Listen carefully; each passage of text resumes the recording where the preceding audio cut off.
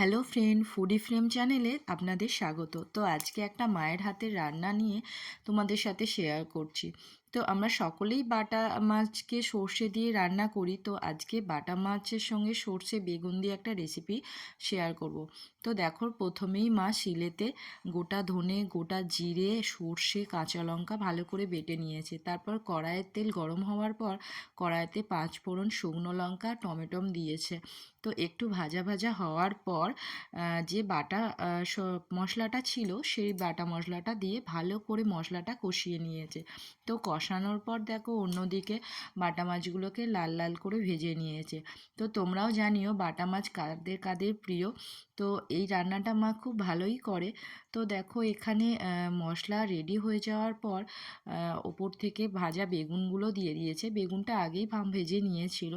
দেওয়ার পর একটু কষিয়ে নিয়ে জল দিয়ে দিয়েছে। তো জল দেওয়ার পর যখন ফুটে উঠেছে ঝোলটা, তারপর এখানে বাটা মাছগুলো দেওয়া হয়েছে। তো তোমরাও বলো যে বাটা মাছ কে কীরমভাবে খাও। তো দেখো এখানে বাটা মাছের ঝাল রেডি হয়ে গেছে। তোমাদের ভিডিওটা ভালো লাগলে লাইক, কমেন্ট, শেয়ার করতে ভুলো না। আর ফুডি ফ্রেমের পাশে থেকো।